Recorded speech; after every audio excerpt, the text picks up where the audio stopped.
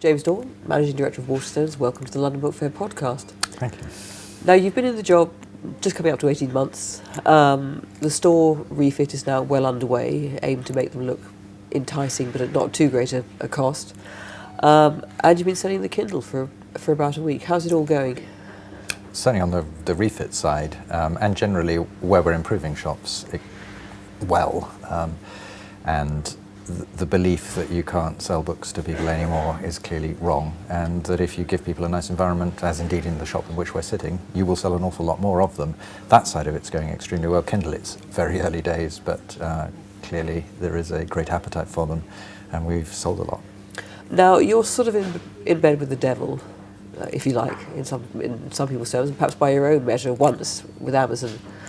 But you've just said that if bookshops are appealing environments, places to loiter with the intent or not of buying and to enjoy your leisure time, that you can get people away from their computer screens and they will buy and they will spend time. So far, do you see evidence of that? I mean, is it clear that customers are coming back and new customers coming? I think our customers, and certainly also our booksellers, and have found it extremely natural to find digital readers in our shops. I mean, we always had them.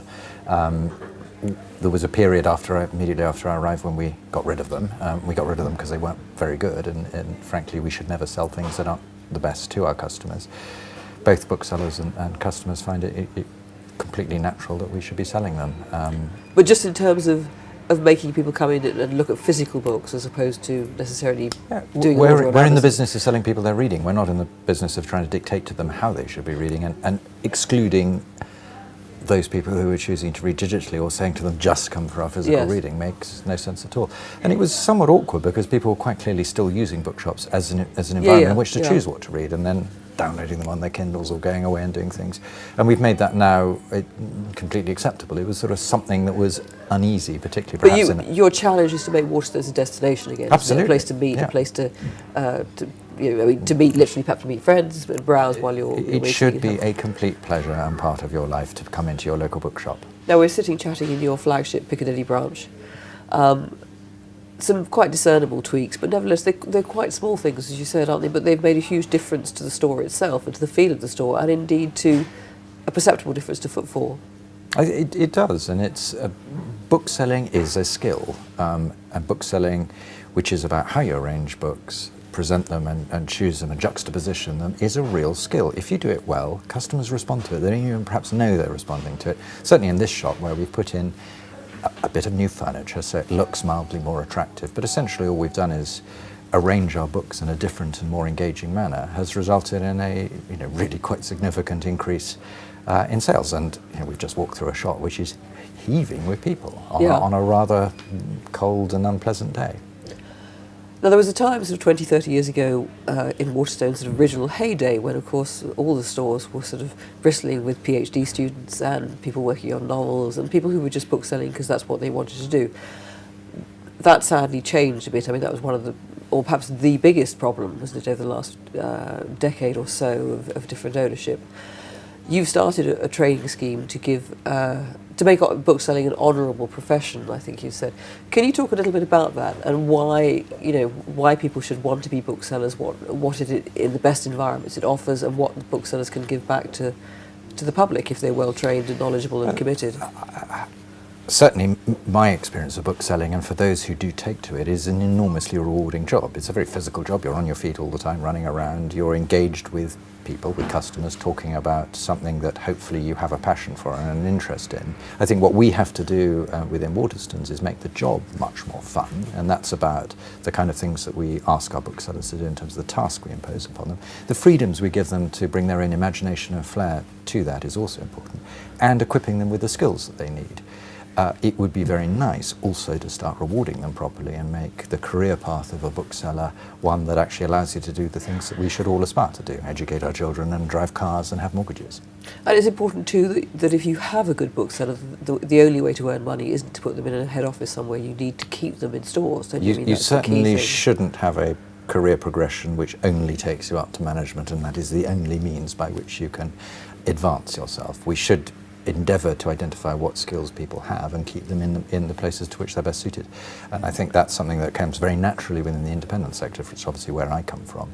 But presumably those booksellers you have and new staff coming, they've responded positively to that. Have they the idea that they have a real we have career astonishing here? talent, because it is a sector which attracts people, and by its very nature we have an extremely well-educated and fairly dynamic, and you know, as in this shop, which has been completely transformed over the last relatively short couple of 3 months. Yes. That's been done by a young team of really talented people. And is the Waterstones Academy, is it quite a formal course, or are there aspects of it are formal? I mean, do they get certificates at the end? I mean, what does it mean in practice for the booksellers?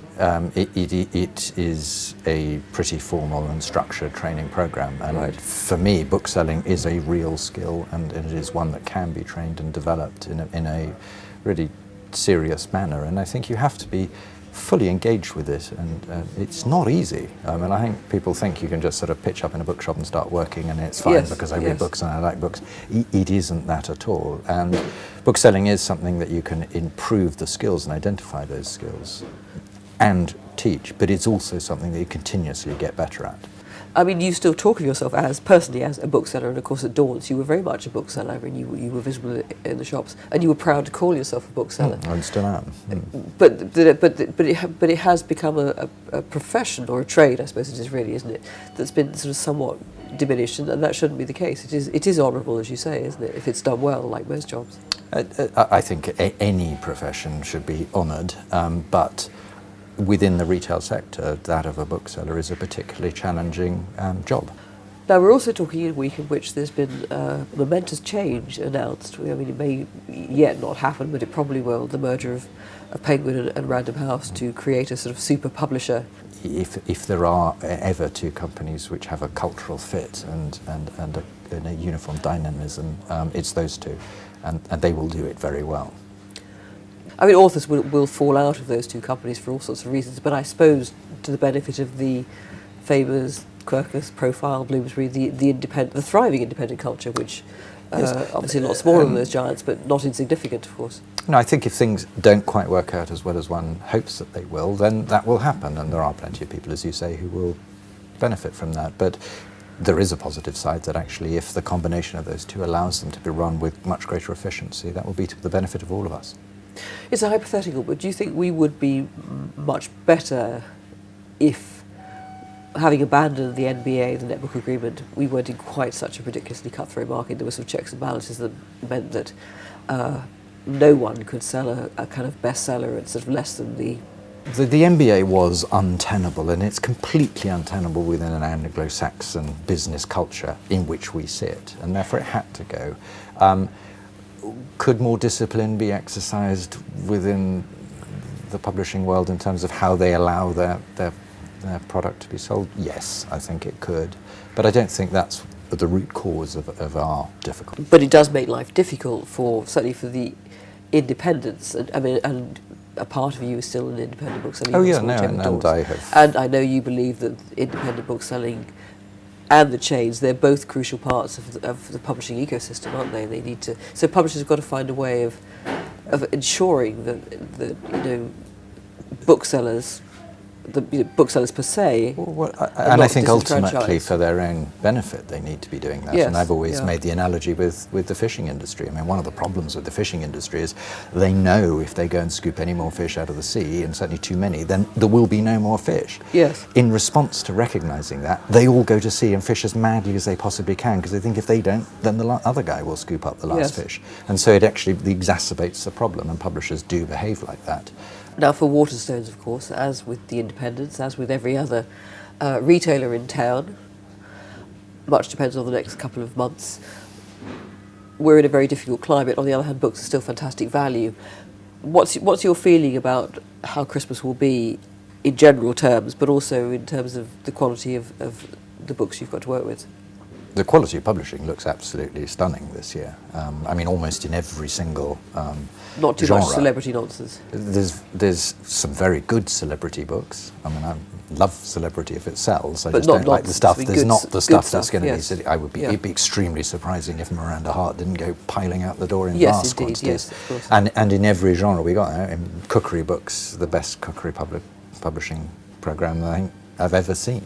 But I certainly feel that within the shops, and we're seeing it at the moment, that there is a much more stable environment. People are spending much more money. I think generally the retail environment is considerably better. Having said which, there are pockets of the country where simply the employment environment has made it extremely tough.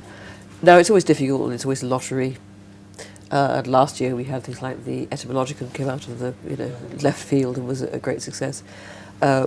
What do you reckon, fiction and non-fiction? What's your feeling at the moment for the sort of the two Christmas bestsellers, if you had to make a guess? The bestsellers are entirely predictable, and they are that we can see now, and it'll be Jamie Oliver and the like.